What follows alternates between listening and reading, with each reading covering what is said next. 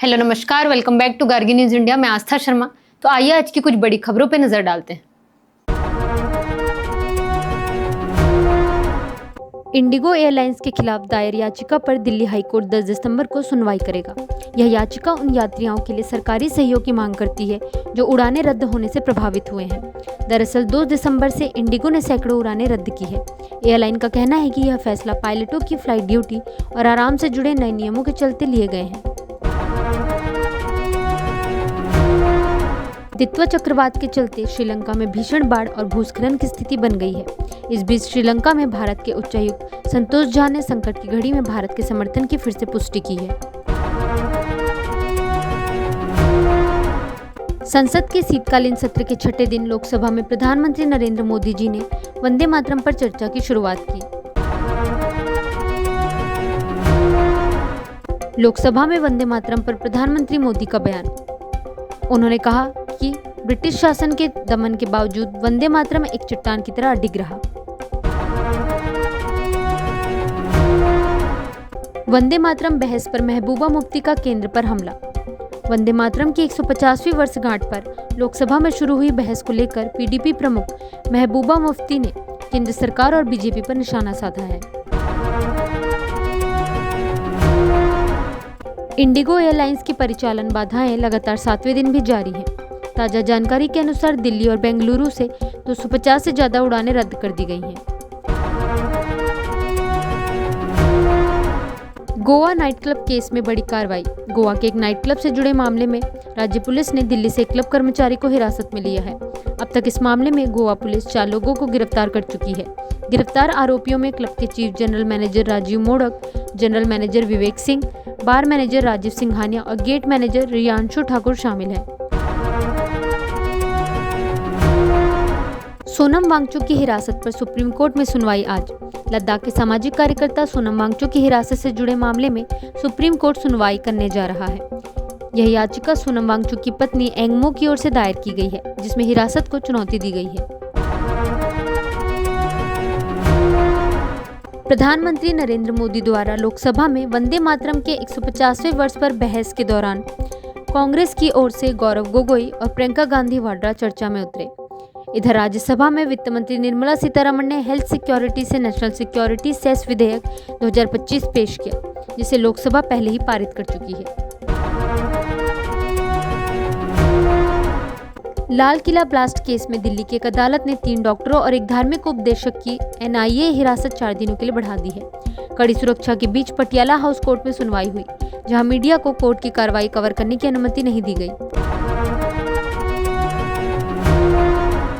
Crypto currency मामलों में ED ने 4190 करोड़ रुपए की संपत्ति अटैच की है और एक आरोपी को भगौड़ा आर्थिक अपराधी घोषित किया है। वहीं सरकार ने बताया कि सीबीडीटी ने उन 44,057 करदाताओं को नोटिस भेजे हैं जिन्होंने वर्चुअल डिजिटल एसेट्स में निवेश या ट्रेडिंग की, लेकिन इसकी जानकारी आयकर रिटर्न में नहीं दी।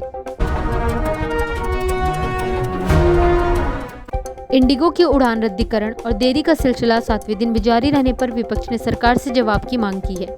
इस पर केंद्रीय मंत्री राम मोहन नायडू ने भरोसा दिलाया कि यात्रियों की सुरक्षा से कोई समझौता नहीं होगा और एयरलाइन के संचालन संबंधी गड़बड़ियों की जांच जारी है। संसद के शीतकालीन सत्र के छठे दिन लोकसभा में प्रधानमंत्री नरेंद्र मोदी के संबोधन पर विपक्ष ने सवाल उठाए। कांग्रेस सांसद प्रियंका गांधी वाड्रा ने कहा कि प्रधानमंत्री का भाषण तथ्यों से दूर था। लोकसभा में कांग्रेस की ओर से उपनेता गौरव गोगोई और वायनाड सांसद प्रियंका गांधी वाड्रा ने बहस में हिस्सा लिया। गोवा के एक नाइट क्लब में लगी भीषण आग में 25 लोगों की मौत हो गई।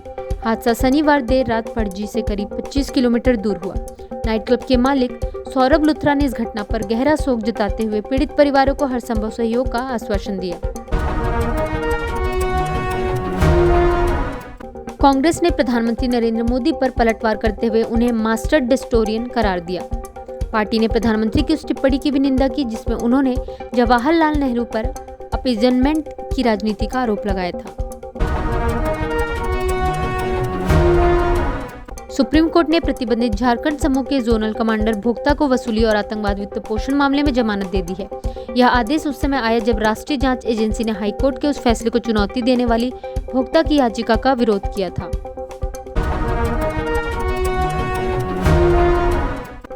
सुप्रीम कोर्ट ने मनी लॉन्ड्रिंग मामले में पत्रकार लंगा की जमानत याचिका पर ईडी की प्रतिक्रिया मांगी है। साथ ही कोर्ट ने गुजरात सरकार से भी 8 सितंबर को इस मामले में जवाब तलब किया है।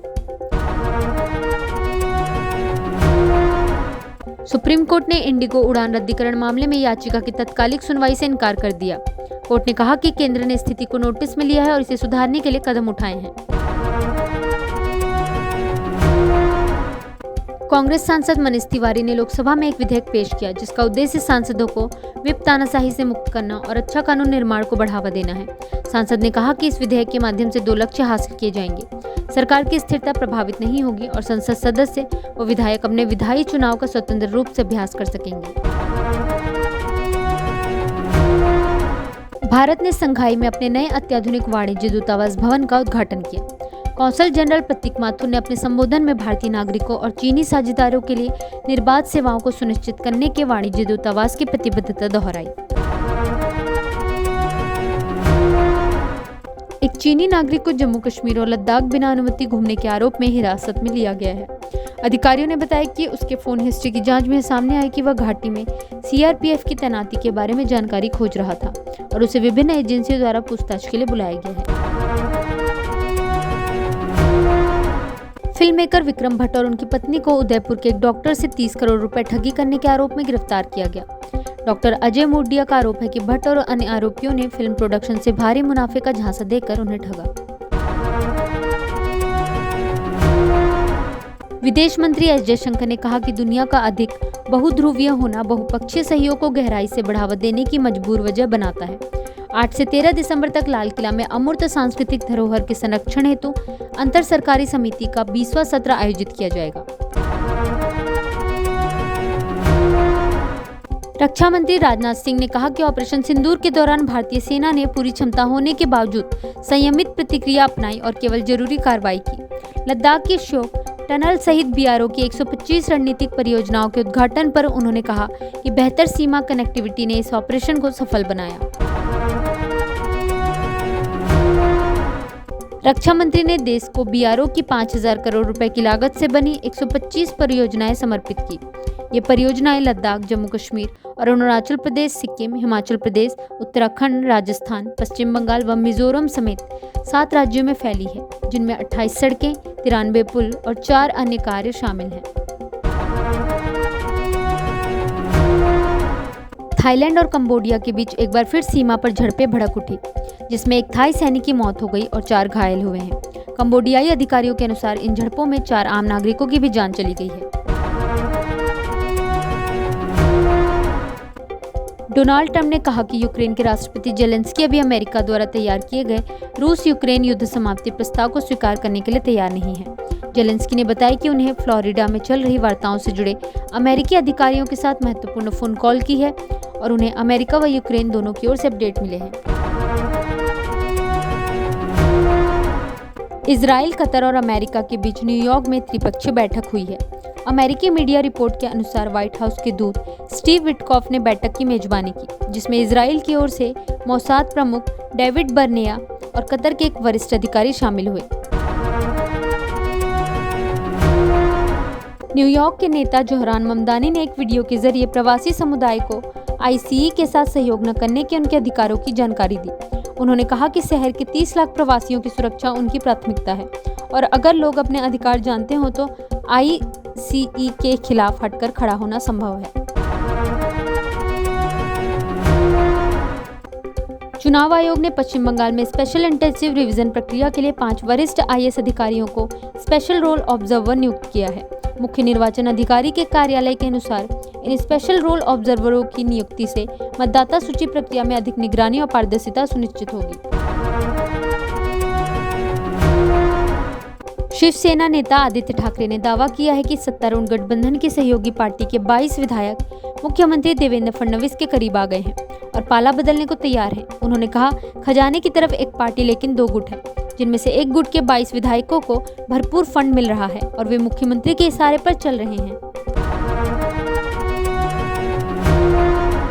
एलन मस्क की सैटेलाइट इंटरनेट सेवा स्टारलिंक ने भारत में अपना रेजिडेंशियल मासिक सब्सक्रिप्शन प्लान पेश किया है।